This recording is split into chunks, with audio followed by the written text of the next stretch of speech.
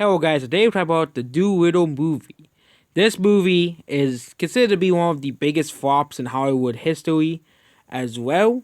And unlike one of the other biggest flops in Hollywood history, but the movie wasn't that bad. I didn't really hate it that much. When I watched it, I watched this movie. I didn't really hate this movie that much.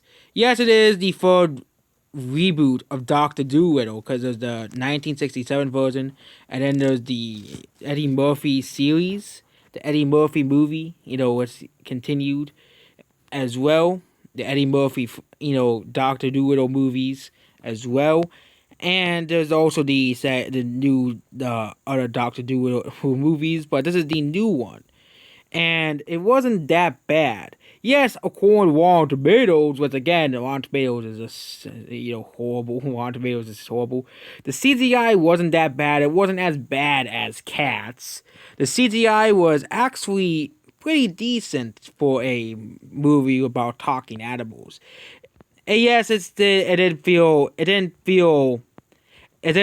disturb me at any point, unlike, Cats, which this movie was compared to by the critics, which, and yep, Dolittle is a movie suitable for basically it's a pretty decent family movie. It's basically on sale now on Black Friday, and yep, it is a flop because it cost $170 million to make, and it's shaping up to be an epic box office flop, basically, for Robert Downey Jr. Made under $1 million, it's cost $135 million to make it. Made $250 million, of course. We won't know the true sales of the movie because of the virus and all that stuff happening. But this movie it's likely still considered a box office failure and a flop as a whole.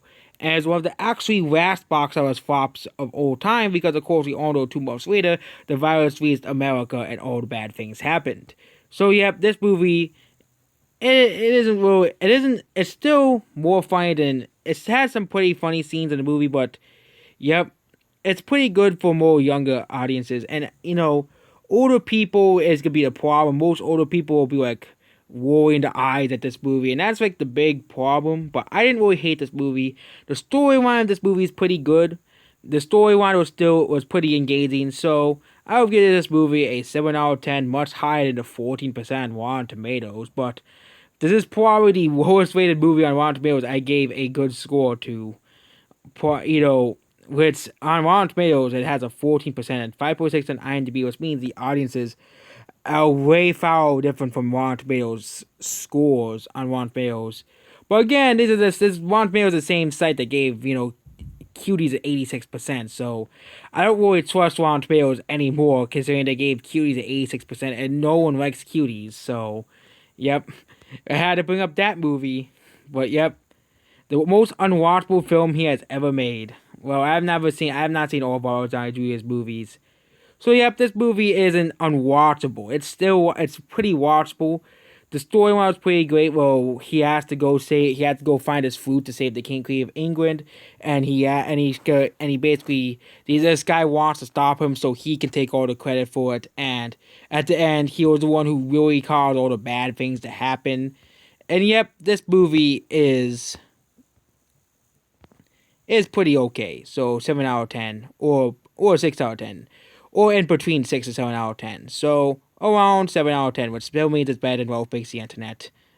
Sorry, Wolf Breaks the Internet. A movie about Robert Downey Jr. talking to animals is better than your movie.